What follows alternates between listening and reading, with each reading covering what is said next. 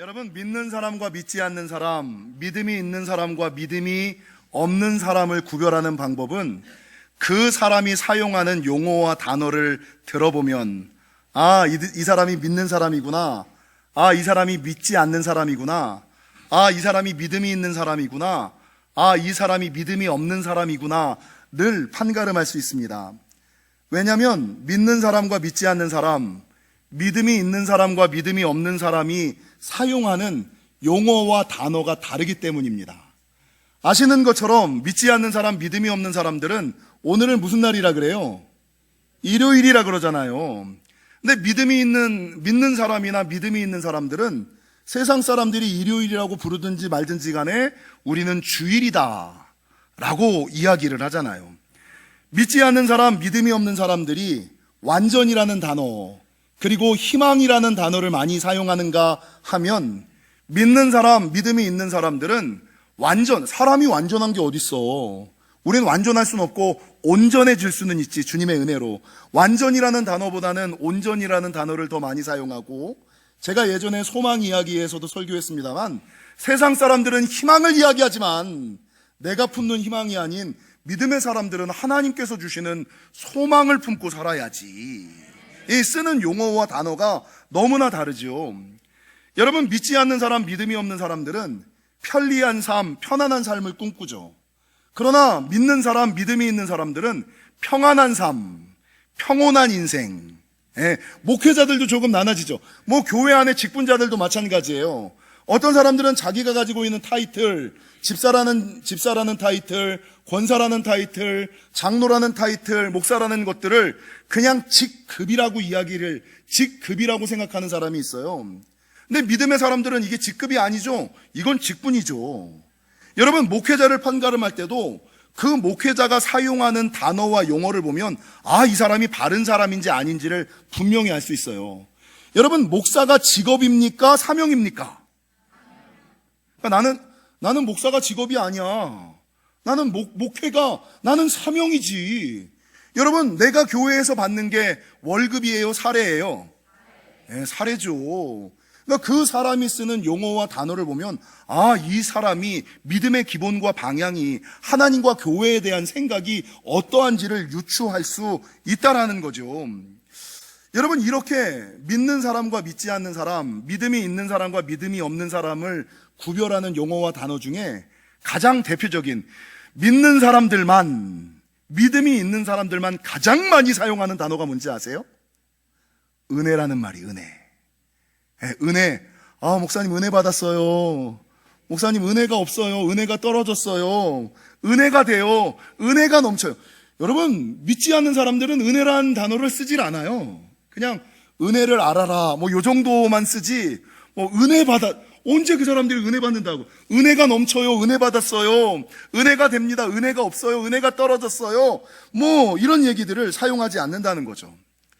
그러면 여러분, 우리 믿는 사람들, 믿음이 있는 사람들이 많이 사용하는 이 은혜라는 것이 과연 뭐냐는 거예요. 손은혜예요? 오은혜예요? 그러니까 많은 사람들이 이 은혜에 대해서 설교를 들을 때 에베소서 2장 8절에 보면, 너희가 그 은혜를 인하여 믿음으로 말미암아 구원을 얻었나니 이것이 너희에게서 난 것이 아니요 하나님의 선물이다. 이 본문을 가지고 은혜라는 것은 하나님께서 믿는 자들에게 값없이 주시는 하나님의 선물, 이 정도로만 이해를 해요. 그러니까 값없이 주시는 하나님의 선물이라고 이해를 하는데, 이 은혜를 선물이라고만, 값없이 주시는 하나님의 은혜로라고만 이해를 하다 보니까 이 은혜에 대한 이해가 추상적이고 모호하다라는 것이죠. 여러분, 만약에 이게 선물로만 이해를 한다면 은혜 받았습니다. 그리고 어느 날은 은혜 못 받을 때 있죠. 여러분, 예배 올 때마다 맨날 은혜 받아요? 선물 받아요? 뭔가 선물을 받아야, 아멘을 그냥, 그냥 은혜 받았습니다. 은혜가 넘쳐요. 선물이 막 넘치는 거야? 이게 이제 추상적이고 모호한 거라는 거죠. 그래서 오늘은요, 추상적이고 모호한 은혜에 대한 개념이 아니라 실제적으로 우리가 신앙생활 할 때 은혜 받았습니다. 은혜가 넘쳐요. 저 지금 은혜 가운데 있어요. 우리가 얘기하는 이 은혜가 무엇인지를 실용적인 의미, 실제적인 의미로 좀 살펴보고 넘어가고자 합니다. 여러분, 진짜 은혜라는 것은 결론적으로 말씀드리면 성령과 성령님께서 주시는 모든 것. 성령님, 은혜는 성령님께서 주시는 모든 것. 그러니까 우리가 예배할 때, 기도할 때 성령의 임재를 경험하거나 성령님께서 힘을 주시고 지혜를 주시고 능력을 주시고 감동을 주시고 생각을 주시고, 그 은혜라는 것은 성령님 또는 성령님께서 주시는 힘과 지혜와 능력, 이게 은혜라는 거죠. 여러분, 더 넘어가서 이 은혜라는 그 원어를 살펴보면 신약에서 헬라어로 은혜는 카리스예요. 근데 구약 히브리어에서 은혜를 뭐라고 표현하냐면 뭐 헨이라고도 표현하고 여러 가지로 표현합니다만 그 중에 하나 헤세드라는 표현이 있어요. 이 헤세드는 사랑, 자비, 긍휼 뭐 이런 의미를 가지고 있기는 합니다만 은혜, 은총, 특별히 은총을 표현할 때 이 헤세드라는 단어를 사용해요.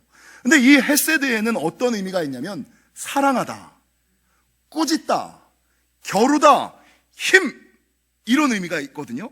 그러니까 은혜와 은총은 헤세드, 핫사드인데 핫사드라는 것은, 은혜라는 것은 무엇일까? 여러분, 하나님께서 하나님의 사람들을 사랑하셔서 성도들에게 값없이 주시는 세상과 싸워 이길 수 있는 힘, 이게 은혜예요. 분명하게 다가오시죠. 은혜는 성령 또는 성령님께서 주시는 모든 것으로 하나님이 성도를 사랑하셔서 성도들에게 값없이 주시는 세상과 싸워 이길 수 있는 힘과 지혜와 능력, 이걸 은혜라고 얘기를 하는 거죠. 그래서 여러분, 살아가다 보면, 믿음 생활, 신앙 생활 하다 보면 내 뜻대로, 내 생각대로, 내 방법대로 하고 싶을 때가 있어요. 근데 그거에 쓰러지고 넘어지거든요. 세상의 흐름에 편승하여 모든 사람들이 다 그렇게 믿는데 나라고 그렇게 믿을 필요가 있어? 요즘에 누가 그런 신앙이 있어? 세상의 흐름에 편승하여 믿으려고 하는 사람이 있어요. 사단이 시험하고 유혹할 때 이 사탄의 시험과 유혹에 쓰러지고 넘어지는 사람이 있어요. 그러나 믿음 생활하고 신앙 생활하고 인생을 살아갈 때 여러분, 은혜가 있는 사람들은 아무리 내 생각, 내 경험, 내 방법이 있다 손 치더라도 아니야, 하나님의 뜻대로 해야지, 하나님의 방법대로 해야지. 은혜 있는 사람은 이렇게 하거든요. 여러분, 세상의 모든 사람들이 그렇게, 다수가 그렇게 간다고 하더라도 믿음의 사람, 은혜가 있는 사람은 아닌 건 아닌 거지. 세상이 다 그렇다고 하더라도 나는 그러면 안 되지. 이게 여러분, 세상의 흐름에 편승하지 않을 수 있는 힘, 은혜가 있으면 가능하거든요. 세상에 사탄이 시험과 유혹을 할 때 이 사탄의 시험과 유혹에 쓰러지거나 넘어지지 않기 위해서는 은혜가 있으면 은혜로 이 사탄의 시험과 유혹을 이길 수가 있는데, 은혜가 없으면 사탄이 와가지고 펀치를 날리기 전에 스치기만 해도 그냥 알아서 쓰러지는, 휘둘리고 흔들리고, 여러분, 사탄의 장난에 놀아나는 이 모든 것, 여러분, 이 모든 것이 무엇과 관련되느냐? 세상과 싸워 이길 수 있는 힘, 성령님께서 주시는 힘과 지혜와 능력, 그 은혜가 없거나 떨어지거나 메말랐기 때문이다 라고 말할 수 있다는 거죠. 여러분, 믿음의 사람뿐만 아니라 믿음이 없는 사람들도 사용하는 은혜에 관련된 용어는 은혜를 안다, 이런 표현이잖아요. 믿는 사람이든 믿지 않는 사람이든 믿음과 관련 없이 믿지 않는 사람들도 은혜를 아는 사람이 있어요. 근데 믿음의 사람들도 은혜를 입었음에도 불구하고 자기가 받은 게 은혜인지도 모르는 사람들이 많아요. 왜 그런지 아세요? 은혜는 성령님께서 주시는 거거든요. 내가 가지는 것이 아니라 성령님께서 오늘 본문에 나오는 것처럼 모든 성도들에게 값없이 주시는 것이거든요. 근데 그냥 내가 잘나서 잘됐다고 생각하는 거야. 분명히 하나님께서 은혜를 베푸셔서 은혜가 있는 사람들은 이게 내 힘으로 된 게 아니구나. 이게 내 능력으로 된 게 아니구나. 야, 이게 하나님께서 도우신 거구나. 와, 이게 하나님께서 지키신 거구나. 여러분, 은혜가 있는 사람들은 이 힘이 나에게서 있는 것이 아니라 하나님께서 주신 은혜라는 것을 인지하고 인정하고 감사를 해요. 근데 은혜를 모르는 사람들은 지가 잘난 거야. 지가 똑똑해서, 지가 잘나서, 지가 열심히 해서 된 줄을 아는. 그래서 여러분, 그게 하나님의 은혜라는 인지조차 못해. 인지를 못하니까 인정을 안 해. 인정을 안 하니까 하나님께 감사를 안 해.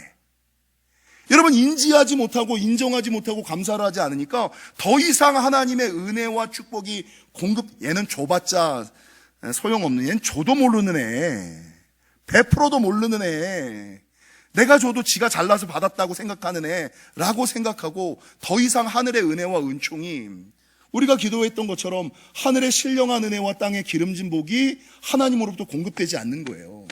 이게 다 뭐라고요? 은혜에 대한 이해를 바르게 갖지 못하고, 그게 하나님께서 주신 은혜임을 인지하지 못하고 인정하지 못하고 여러분 감사하지 못하기 때문이다. 그래서 우리가 지금까지 은혜에 대해서는 그냥 값없이 주시는 하나님의 선물이라고 추상적으로 모호하게 생각했지만, 이제는 은혜라는 것은 신앙생활하고 세상을 살아갈 때 세상과 싸워 이길 수 있는 성령님께서 주시는 힘과 지혜와 능력, 그 모든 것이 은혜임을 기억하시고, 여러분 은혜 받으시는 저와 여러분이 되시기를 주님의 이름으로 간절히 축원합니다. 근데 성경을 보면 이 은혜에도 조금 차이가 있어요. 요즘에 금요성령 집회 때 업그레이드 설교를 하거든요. 신앙을 업그레이드 하라라는 설교를 한 학기 6개월쯤 계속해요. 믿음을 업그레이드 하라, 대화를 업그레이드 하라, 감사를 업그레이드 하라, 축복을 업그레이드 하라, 이거를 시리즈로 지금 설교를 쭉 하고 있거든요. 근데 모든 거에 단계가 있는 것처럼 여러분 은혜에도 단계가 있어요. 가장 일반적인 것이 뭐냐면 은혜. 목사님 은혜가 돼요. 말씀에 은혜가 있어요. 요즘에 제가 찬양의 은혜가 있어요. 내가 기도의 은혜가 있어. 이게 이제 은혜, 모든 사람들이 받는 일반적인 은혜. 요건 그냥 다니면 주시는, 모든 사람들에게 주시는 은혜예요. 근데 이런 일상적인 은혜 위에 성경의 기자들이 가끔 뭐라고 고백하냐면, 목사님, 이건 은혜 위에 은혜예요. 은혜 위에 은혜. 그냥 일상적으로 베풀어 주시는 은혜가 아니라 이거는 하나님께서 주시는 특별한 은혜 위에 은혜예요 라고 고백하는, 그 은혜를 경험하는 신앙에서 은혜 위에 은혜를 경험하는 사람이 있거든요. 그런데 은혜 위에 은혜가 있고, 은혜 위에 뭐가 있냐면 은총이라는 것이 있어요. 여러분, 은혜라는 것은 제가 예전에도 한번 설명했습니다만, 아무런 이유나 조건 없이 베푸는, 아무런 이유와 조건 없이 받는 도움과 혜택, 이게 은혜예요. 이 은혜는 사람에게서도 받을 수 있고 하나님에게서도 받을 수 있어요. 은혜, 아무런 이유와 조건 없이 받는 도움과 혜택, 이거는 사람에게도 은혜를 받을 수 있고 하나님에게도 은혜를 받을 수가 있어요. 근데 은총이라는 것을 국어사전에서 찾아보니까 신 또는 신과 같은 존재에게 받는 특별한 은혜. 그러니까 은혜는 도움이나 혜택이야. 사람이나 하나님에게나 누군가에게나 받을 수 있는 도움, 이걸 그냥 은혜라고 해. 근데 은총이라는 것은 신 또는 신과 같은 존재에게 받는 은혜 중에서도, 은혜 위에 은혜 중에서도 이건 특별한 은혜, 이걸 은총이라 그래요. 그래서 우리 영지교회는 다른 교회와는 다른 헌금 봉투가 하나가 더 있어요. 헌금 봉투가 없나? 헌금 항목이 하나 더 있어요. 그게 뭐죠? 특별 헌금이라는 게 있어요. 여러분, 특별 헌금을 제가 왜 만들었는지 아세요? 많은 사람들이 일상적인 은혜만을 누리고 살아가요. 근데 성경을 보면 은혜만이 아니라 은혜 위에 은혜가 있거든요. 그리고 그 은혜 위에 은혜, 사람들에게만 받는 은혜가 아니라 오직 하나님께서 특별한 사람들에게만 주시는 특별한 은총, 특별한 은혜가 있거든요. 그러니까 우리가 이 땅 살아갈 때, 교회를 다니고 믿음 생활을 할 때 그냥 일상적이고 일반적인 은혜만을 경험하며 살아가는 신앙이 아니라, 이제는 조금 잘 믿고 다녀서 은혜 위에 은혜도 좀 경험하시고 살면서, 와, 목사님, 이건 은혜라는 단어로 표현할 수 없어요. 은혜 위에 은혜예요. 이런 고백을 하며 좀 살아가시기를 축원하고, 은혜 위에 오직 하나님께서 특별한 사람에게만 주시는 은총을 좀 경험하며 살아가시라고. 헌금을 걷기 위한 목적이 아니라 하나님께서 믿는 사람들에게 예비해 놓으신 특별한 은혜와 은총이 있음을 좀 알라고, 특별 헌금이라는 항목을 제가 만든 거예요. 여러분, 은혜는요, 은혜가 있고 은혜 위에 은혜가 있고 그 위에 은총이 있다라고 말씀드렸어요. 근데 여기 한 가지 더가 있어요. 그게 뭔지 아세요? 스가랴 4장에 보면 스룹바벨 이야기가 나와요. 근데 이 스룹바벨에 대해서 성경이 뭐라 그러냐면, 특별히 스가랴 4장 6절에 이 스룹바벨이 어떤 문제 앞에 당하냐면, 큰 산이 그의 인생을 가로막아요. 그러니까 인생의 큰 산 앞에 스룹바벨이, 이게 건강의 문제든 영혼의 문제든 물질의 문제든 자녀의 문제든 결혼의 문제든 취업의 문제든 큰 산 앞에 내가 딱 쓰는 거예요. 근데 스가랴 4장 6절에 성경은 뭐라고 증거하냐면, 여호와께서 말씀하시되 이는 힘으로 되지 아니하고 능으로 되지 아니하고 오직 나의 영, 성령 또는 성령님이 주시는 것으로만 되느니라. 이게 뭐예요? 은혜가 있어야지만 되는 거야. 내 인생의 큰 산 앞에 이 산을 해결하기 위해서는 힘으로 되지 아니하고 능으로 되지 아니하고 오직 하나님의 영, 하나님의 성령이 주시는 힘과 지혜와 능력, 은혜로만 그거를 넘을 수가 있어. 그래서 여러분, 이 스룹바벨이 그거를 깨닫고, 아, 세상에 내가 닥치는 문제는 내 힘과 능으로 되지 않는구나. 오직 하나님의 영, 성령님께서 주시는 힘과 지혜와 능력, 은혜로만 되는구나 라고 기도하고 나아갈 때 성경은 뭐라고 증거하느냐. 7절, 큰 산아 내가 무엇이냐. 내가 스룹바벨 앞에서 평지가 되리라. 큰 산이 평지가 되어지는 은혜, 큰 산이 평지가 되어지는 축복. 건강의 문제가 아무리 클지라도, 물질의 문제가 아무리 클지라도, 인생의 문제가 아무리 클지라도, 영혼의 문제가 아무리 클지라도 그 높은 산이 평지가 되는 은혜와 은총을 스룹바벨이 경험하는 거예요. 근데 이런 스룹바벨을 향하여 스가랴 4장 7절은 뭐라고 증거하느냐. 큰 산아 내가 무엇이냐. 내가 스룹바벨 앞에서 평지가 되리라. 그가 머릿돌을 내놓을 때에 무리가 외치기를 뭐라고 얘기하냐면, 은총이 그에게 있을지어다. 그냥 한 가지 은총만 갖고 되는 것이 아니라 은혜 위에 은혜가 있는 것처럼 은총 위에 은총, 큰 은총이 있어야만.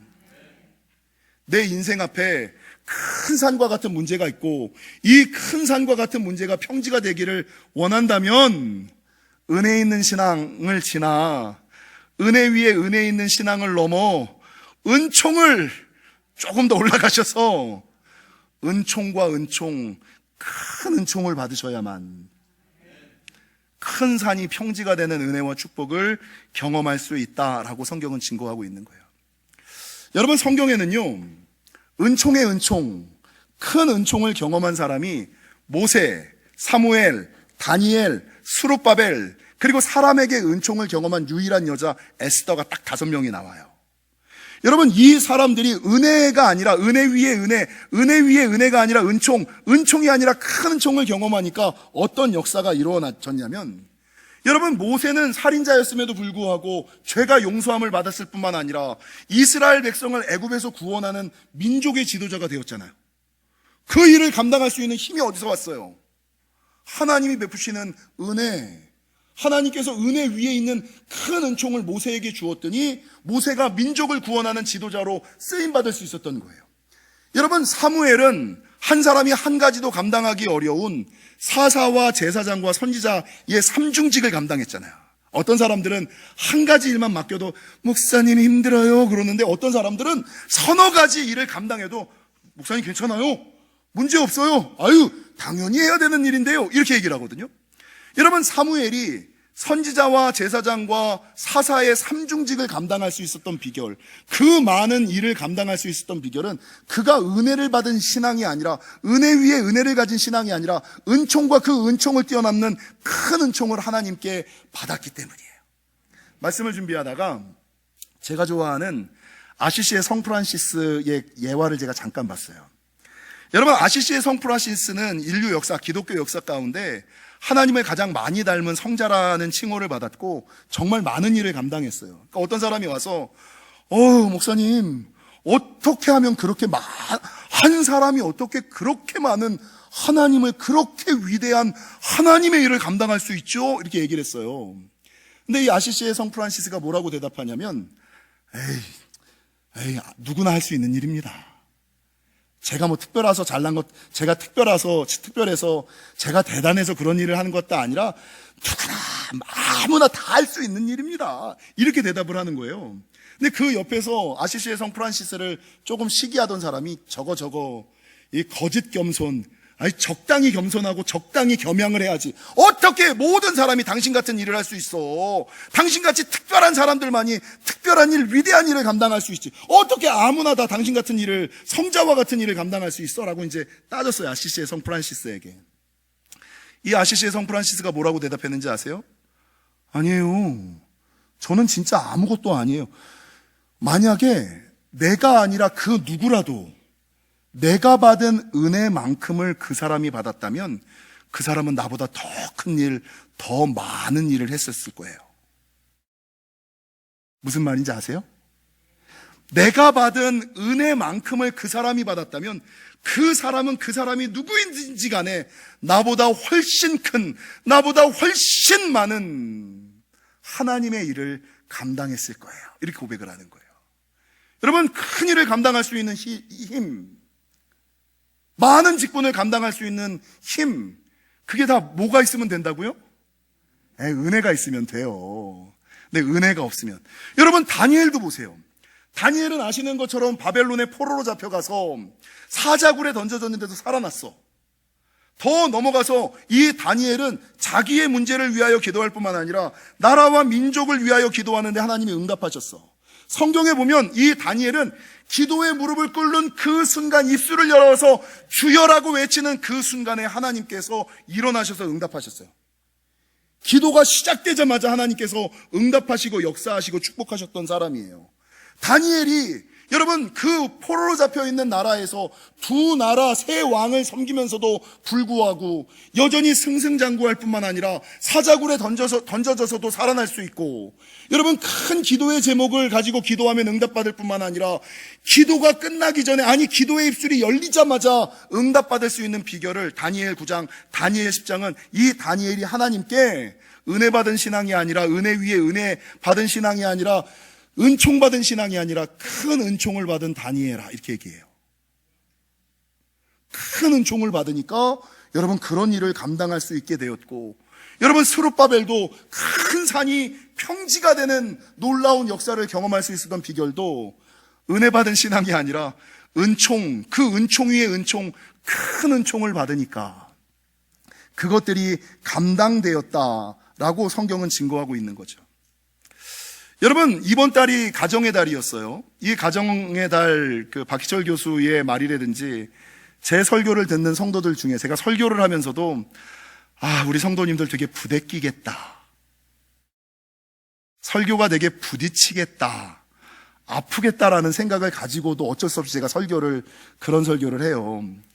여러분, 박희철 교수가 가정을 천국으로 만드는 방법, 정도환 목사가 깨어진 관계를 회복하는 방법, 그거 누가 모르는 사람 있어요?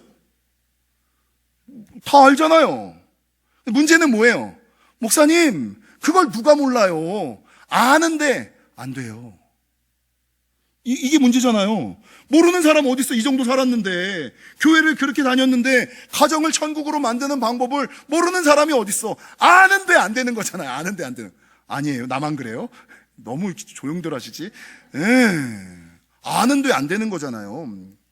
여러분, 그래서 필요한 것이 내 힘과 지혜와 능력과 방법으로 안 될 때 필요한 것이 하나님께서 모든 사람에게 은혜로 값없이 주시는 힘과 지혜와 능력, 은혜를 받으시면 되는 거예요.